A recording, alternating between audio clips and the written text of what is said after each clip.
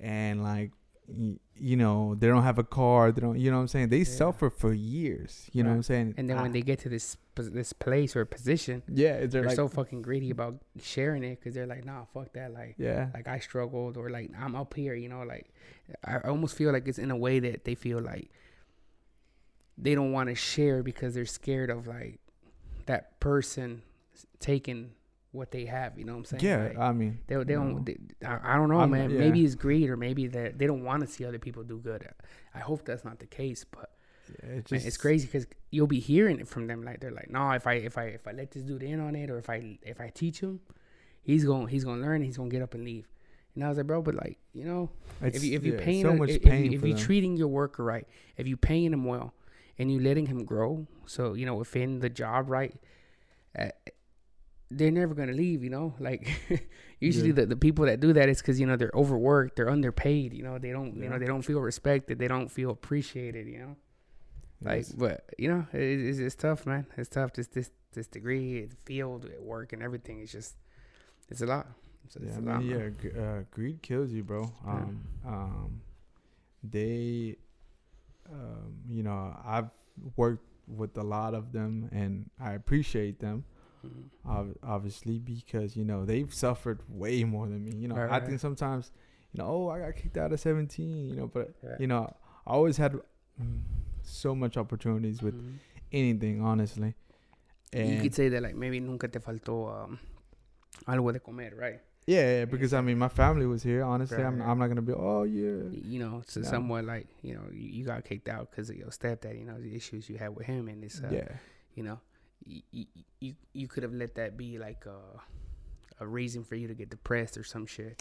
Or like for you to give up, or be like, nah, like, you know, like my own family somewhat abandoned me and shit, right? And I beat nobody, but you know, you did the opposite, right? You was like, nah, fuck it, like, I remember you telling me like, nah, it's cool, like he gonna see, you know what I'm saying, like you know, I'm gonna do it, you know, like, and I feel like I always saw that driving you from an early age. Remember I told you, I was like, when that shit happened, I was like, yo, don't get bummed out about it, right? And I was like, you know, you gotta get up, you know, put your chin up, right, and like show them like, hey, like, you know, that shit, you know, ain't gonna crush me, that shit don't define me, like, it's cool, like. I've always been like, you know, positive about that, and I always been like, oh, you know, I love myself 100%. I think, you know, what I've lacked is like self-drive, because it's just like the money was never a thing for me, you know. But you know, I found my motivation, my family, and you're starting to realize that the money sort of will help you get to that next point that you want to get, which is sort of how I want to close, you know, today's podcast with, which is something I always like to do, which is you know, you've said it several times in the podcast that, you know, you don't want to be an electrician for life, right? And so, you know, what do you find yourself, you know, hopefully being able to do one day, you know, like, what do like if you, you know, of course, you know, the day you give up being an electrician, right? Like, what are your, you know, your goals or dreams or ambitions, right?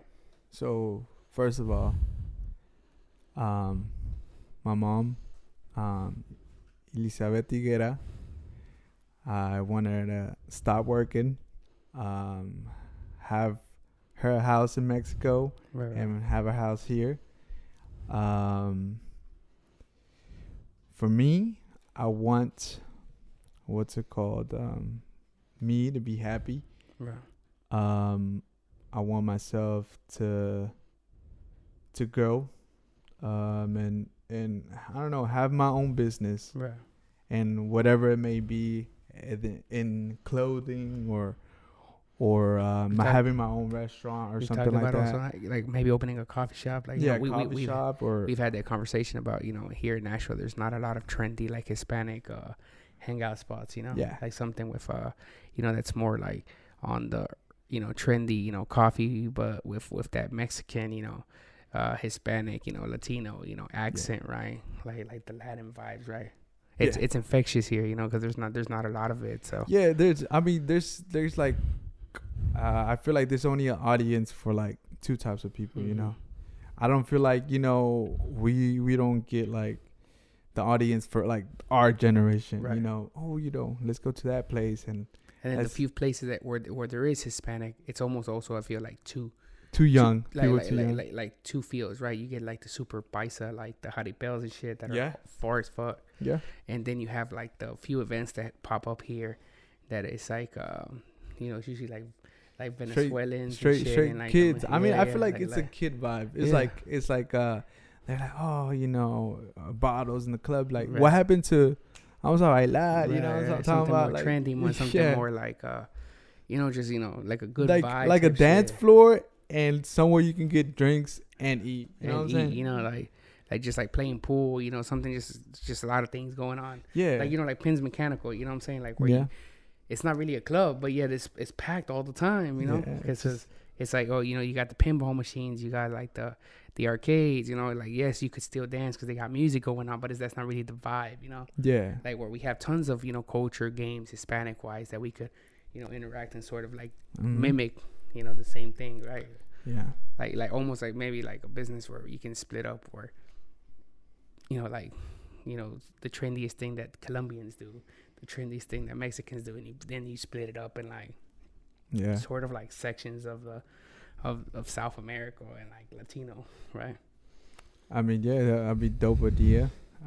Like so, clothing, coffee shop or whatever it may be, something just that makes me full and then happy. You know what I'm saying? And that goal is, do you see yourself like how long, like how many more years do you see yourself, being an electrician for? Like, well, like 5 years, like another 5 years. Obviously, I want to get in real estate. I want to get in and whatever I can get my hands on to make my goal possible. Right. First my mom, and then second. Oh yeah, man. Don't ever forget. And I'm really proud of you that no matter what, like you always put your mom first, right? Because your mom's been there for you for everything, and and I'm just gonna say it just straight up, man. There's a lot of kids that aren't shit, man, and like they only worry about themselves. They don't worry about their parents and shit, Yeah.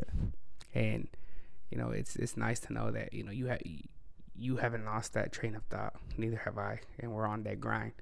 It's not just for us, it's our parents. It's not for me. We don't want to pay them back tenfold, right? 100 times fold if we can, because they deserve the world. So I'm really glad, man. Hopefully, everything goes well, man, and hopefully, within this podcast, man, it's sort of like a little time capsule for you, right? Like to time capsule. Be able to come back on, 5 years from now, hopefully sooner, but as you're doing those changes, we can come on here and show the audience, a little bit like showing J-Tail's, journey, right? As these things are kicking off, so they're seeing it right every single from helper to making contracts, electrical wise, right? From helper, man, like from helper to maestro, right? Crew leader, and now you're a subcontractor, man. Like it's and for a lot of people, man, like that's a shitload, man. But I don't guys, like there's people. So much more to do. People be like, "Oh, do you really do all that work?" And I was like, "Bro, I was in the crawl space. Right. I was busting my ass." It's funny, man, because we'll sometimes see. I'll see old friend of ours, and they'll be like, "Really, bro? You're like Justin, doing this?" I was like, "Yeah, what the fuck?" Like, like what? You think he can't do it or what's up? I was like, "Yeah, bro, Justin." I was, "Oh, he's working now, right? He's his boss, man. Like he's doing his jobs. He's, he's doing his thing, and it's crazy, because even it's I think you could say like it's almost like doubters, you know what I'm saying? Like people that are surprised, like, oh shit, they also somewhat maybe didn't think that you'd be somebody, you know what I'm saying, or like you'd be doing something. Mm-hmm. And it's nice to know that your actions are speaking for themselves, Yeah. Because we've always been like that, where it's like we could care what anybody else thinks about us, right? But it's cool though when you sort of shut people up, right? Yeah. Well, my message, like I said, would be to everybody, I messed up a lot. I didn't have a vision for anything, and I was really selfish in all my actions, honestly. And that, I didn't have that discipline. And I feel like, don't give up. Keep on going. Keep on pushing, honestly. And look for something that, that drives you, and, gives you passion, wants to follow your dreams, honestly. Right.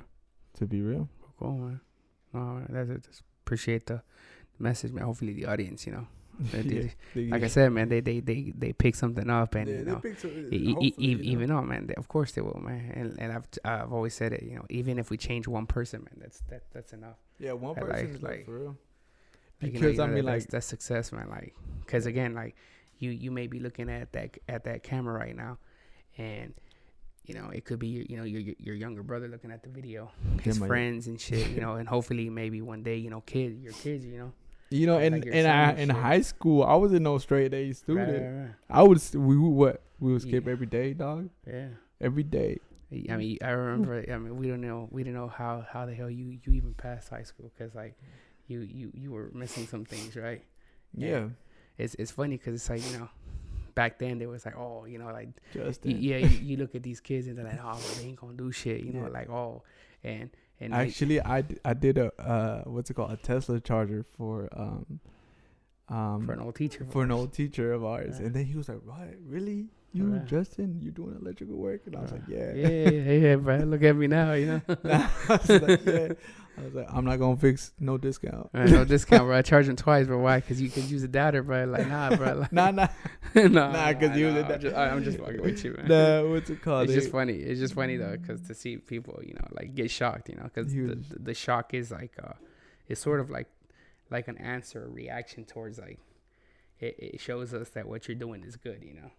Yeah, I mean, I'm, you know, I try to do the best I can, honestly. Bro. But you know, I'm not perfect. Oh man, none of us are, man. And so, you know, that's how I want to end, you know, today's episode. I appreciate you taking the time to come out here and you know, give back a little bit to the audience, man. Like, all right. You know, and hopefully we can have you back on here soon. Appreciate it, guys. Peace.